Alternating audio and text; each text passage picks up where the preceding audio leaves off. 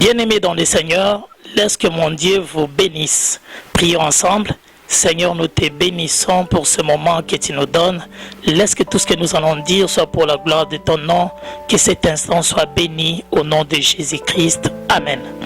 Bien-aimés dans le Seigneur, je pense que vous êtes déjà habitués à ce moment que nous passons ensemble pour décortiquer la parole de Dieu et voir, suivant la grâce du Saint-Esprit, la profondeur des Écritures, ce que le Seigneur nous communique au travers de ses enseignements. Alors, nous avons parlé la fois dernière sur la révélation du mont Morija et aujourd'hui, nous allons aborder un sous-point qui est intitulé le mystère du bois. Je vais lire le livre de Genèse, chapitre 22, le verset 3e. Abraham s'éleva de bon matin, sella son âne et prit avec lui des serviteurs et son fils Isaac. Il fondit du bois pour l'Holocauste et partit pour aller au lieu que Dieu lui avait dit. La fois dernière, je vous avais dit, Abraham veut monter sur l'âne, ou Abraham veut mettre le bois sur l'âne. Mais Abraham a pris le soin de sceller son âne. Sceller veut dire lui faire porter une cuirasse. Évidemment, si c'est dans d'autres cas, on met aussi le mort à la bouche. Alors nous voyons qu'Abraham a pris le temps de sceller l'âne dans un langage purement vulgaire. Nous dirons d'habiller son âne. Pourquoi Abraham le fait? Parce que vous ne pouvez pas monter sur l'âne si vous ne l'avez pas habillé. Cela est encore une autre information allégorique. C'est-à-dire, vous voulez que le Seigneur Jésus vous conduise. Vous voulez que le Seigneur Jésus vous amène loin. Mais vous devez l'habiller. Parce que sans la cuirasse, on ne peut pas monter sur l'âne. On prend d'abord la cuirasse, on met sur l'âne, ensuite on va monter. Alors j'ai souvent l'habitude de dire, restez collés dans cette émission. Nous parlerons du mystère de l'âne et comment on doit sceller l'âne dans les séries qui vont suivre. Mais aujourd'hui, nous allons nous intéresser sur le bois. Abraham s'éleva de bon matin, scella son âne, prit avec lui des serviteurs et son fils Isaac. Il fondit du bois pour l'Holocauste et partit pour aller au lieu que Dieu lui avait dit. Quand vous lisez ces versets, la fois dernière nous avons dit Abraham a fondu le bois. Aujourd'hui, j'aimerais vous aider, vous parler du mystère du bois. Pourquoi le mystère du bois?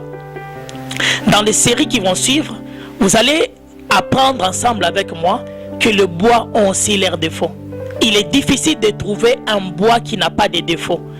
Et les défauts de bois sont connus pour ceux qui sont des scientifiques. Leurs noms seront donnés. Vous les saurez chacun des défauts de bois et ce que cela signifie dans les Écritures. Ok, Abraham a fendu le bois et arrivé au mont Morija, c'est Isaac qui va porter le bois à la montagne. Pourquoi Abraham ne porte pas le bois? Parce qu'Abraham est déjà avancé en âge. Il ne saura pas porter le bois. Mais c'est Isaac qui va porter le bois. Et arrivé sur la montagne, Abraham va prendre le bois, va l'arranger sur l'autel et va placer Isaac dessus. En parlant des mystères du bois, j'aimerais dire à un enfant de Dieu que le bois parle de l'homme. L'homme que nous sommes de bois.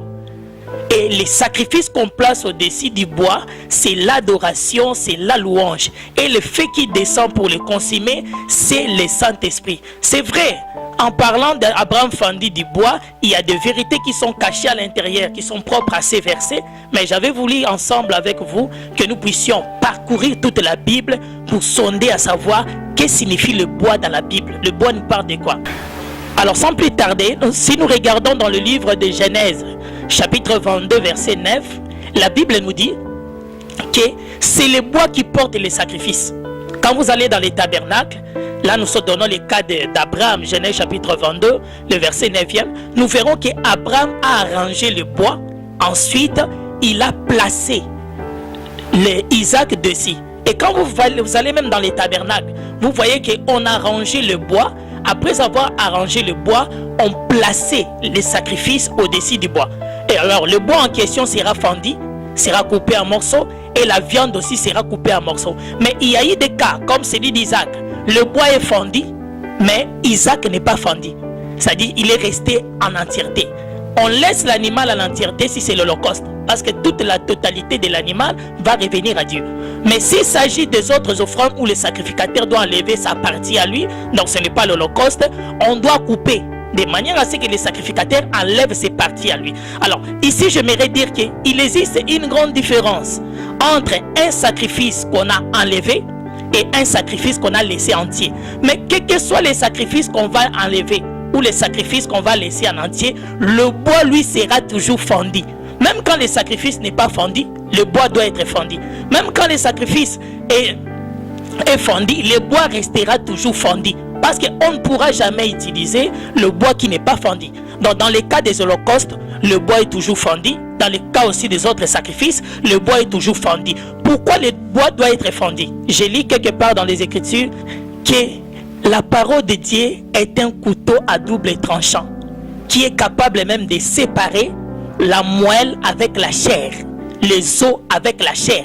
Là, nous voyons que quand l'homme est exposé à écouter la parole de Dieu vient faire le travail de le fendre, de le couper. Parce que c'est ça le travail de la parole de Dieu. Séparer la chair et l'âme, séparer l'âme et l'esprit. Or que nous sommes de bois. Nous ne pouvons jamais devenir le bois de l'Holocauste, le bois du sacrifice, tant que nous ne sommes pas fendus. Or que quand nous allons à l'église pour être fendus, coupés en morceaux. Parce que quand tout est mélangé, la chair, l'âme, l'esprit, c'est que l'homme vit dans la désobéissance de la parole de Dieu. Or que nous verrons qu'Abraham a pris le soin de couper ou de fendre le bois à la tente avant de le porter. Donc Abraham est aussi le type du Seigneur Jésus. Il ne peut pas porter quelqu'un de Beersheba jusqu'à la montagne de Dieu, de la terre jusqu'au ciel, parce que le mont Morija part du ciel, si dès le début le bois n'est pas fendu. C'est-à-dire, le Seigneur Jésus commence à porter un bois qui est fendu. On ne peut jamais porter un bois qui n'est pas encore fendu. Cette vérité veut parler de quoi? Veut parler de la marche de l'homme avec Dieu. Si je vais commencer à marcher avec le Père Abraham, moi qui ai le bois, il doit d'abord commencer par me fendre. Il me fend, ensuite il va me porter jusqu'à la montagne. Ok, la montagne, c'est le ciel. La montagne, c'est l'enlèvement. La montagne, c'est la demeure de Dieu. Tu es un chrétien en bois qui est encore mélangé. Ton corps, ton âme, ton esprit est encore mélangé. Tu n'es pas encore fondu. Tu ne sauras pas aller à la montagne de Dieu. J'aimerais dire à un enfant de Dieu, la parole de Dieu que nous écoutons a comme fonction de séparer les corps. De séparer le corps avec l'âme, de séparer le corps avec l'esprit, de manière à ce que nous ne soyons pas mélangés. Alors j'aimerais dire, dans les déserts, Israël avait deux sortes d'autels. Il avait l'autel qui était dans le parvis, donc dans les tabernacles, et il avait l'autel qui était hors du camp. La différence avec tous les deux autels, c'est quoi? Dans l'autel qui est dans les tabernacles, le bois est en dessous. Le bois est en dessous de l'autel et le bois est éloigné des grillages. C'est-à-dire, vous voyez une différence, le bois est en bas, il y a un espace qui sépare le bois et les grillages de l'autel. Mais quand vous allez dans l'autel qui était hors du camp, là maintenant, il n'y a pas la distance. Le bois est collé avec les sacrifices. Mais à l'intérieur du tabernacle, le bois est éloigné. Ok, j'aimerais dire à quelqu'un, tant que nous serons loin du sacrifice, c'est que nous sommes le bois du tabernacle. Or que nous devons être le bois qui sont hors du camp, de l'autel qui est hors du camp, parce que lui est proche du sacrifice. Et quand vous brûlez les sacrifices dans l'autel qui est hors du camp, qu'est-ce qui va arriver? Et les cendres du bois et les cendres de la vache rousse, elle est mélangée, on ne sait pas séparer. Mais quand vous brûlez à l'intérieur, vous allez voir que bien qu'elle sera mélangée, mais ça ne sera pas aussi la totalité. Parce qu'une partie va rester collée au grillage. J'aimerais dire à un enfant de Dieu, si tu as reçu le Saint-Esprit comme le feu, fais un effort de te rapprocher du sacrifice. Parce que quand le bois est rapproché du sacrifice, il le consume vite. Le sacrifice disparaît rapidement. Mais quand le bois est éloigné de l'autel, il le consume lentement.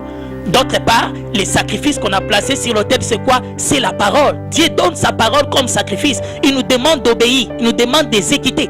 Mais quand nous sommes proches de l'autel, nous le faisons rapidement parce que nous sommes collés. J'aimerais dire à quelqu'un, soit collé à la parole, soit collé aux ordres de Dieu, soit collé à l'insi dit l'Éternel, afin que tu le fasses rapidement. Mais quand tu es éloigné de l'insi dit l'Éternel, tu es éloigné de la connaissance, tu es éloigné de la parole, tu ne sauras pas les mettre en pratique directement. Alors parlons un peu du mystère du bois, parce que c'est de ça que nous parlons. En général, le bois qu'on utilise, ce sont le bois qui vient soit du tronc, soit le bois qui vient des branches. Ok, le bois à l'intérieur a la sève. Le fait qu'Abraham a fendu du bois à la maison, même si c'était un bois vert, tous les 3 jours qu'il a fait du voyage, la sève va sécher.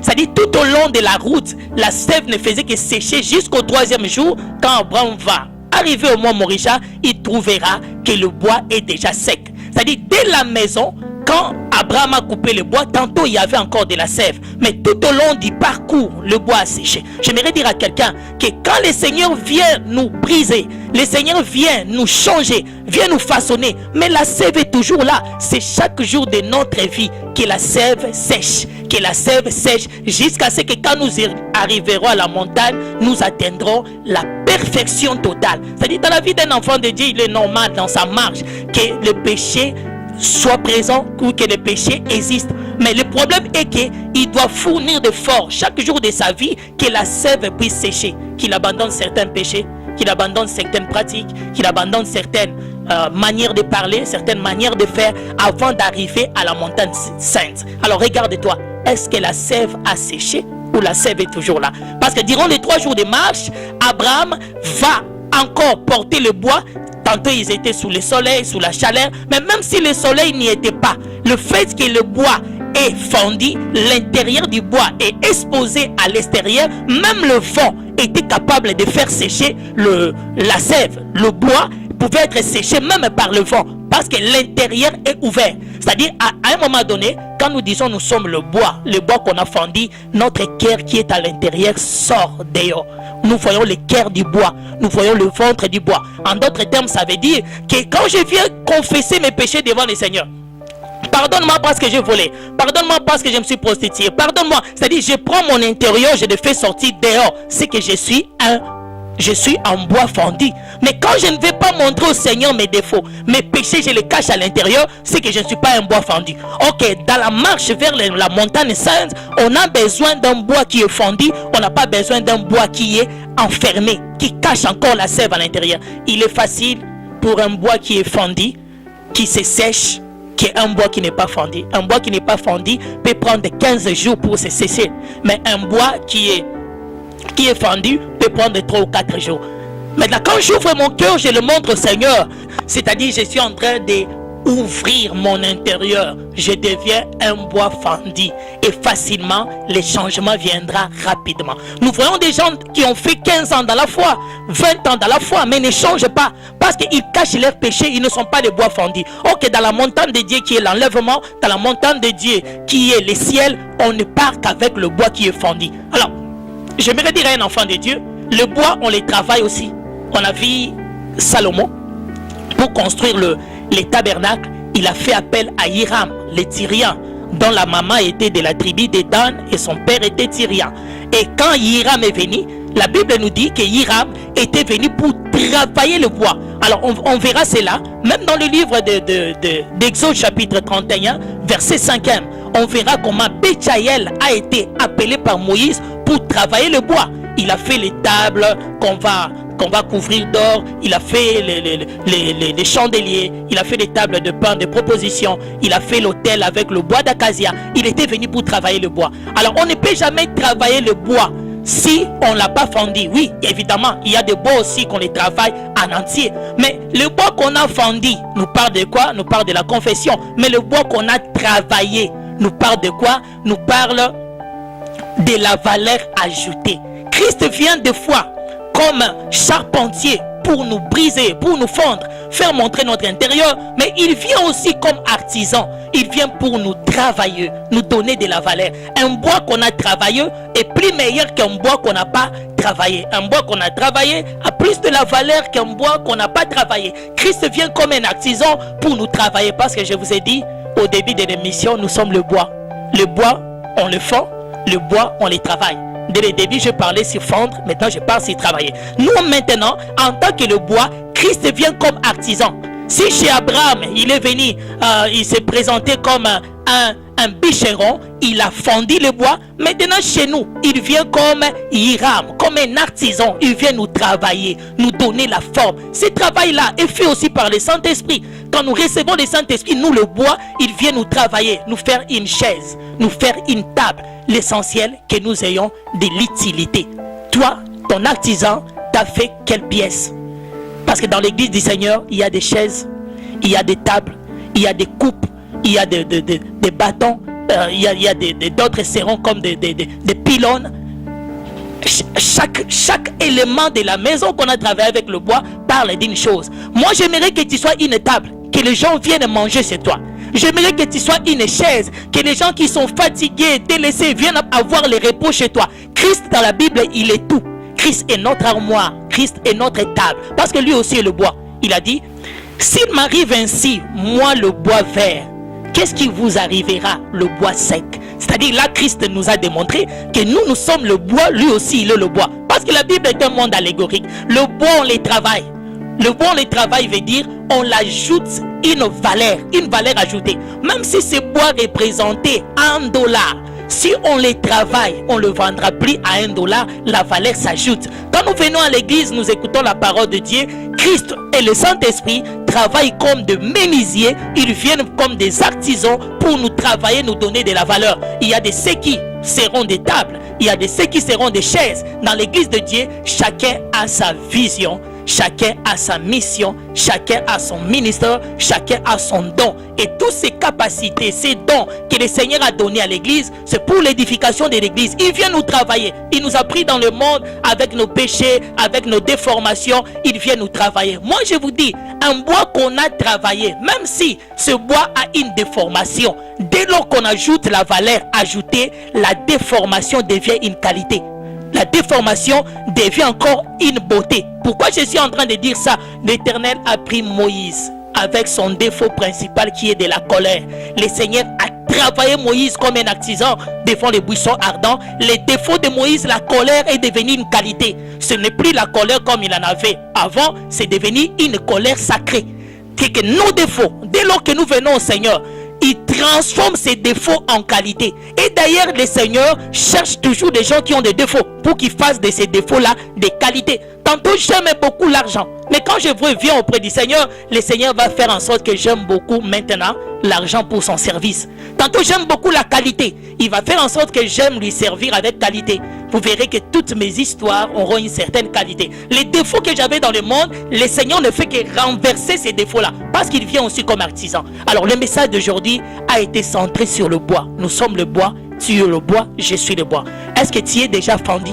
Parce que si tu es fendu, c'est que tu as la capacité de ne pas cacher tes péchés, de les présenter au Seigneur. Est-ce que tu es déjà travaillé? Travail, c'est-à-dire le Seigneur te donne un don. L'Éternel te donne des dons.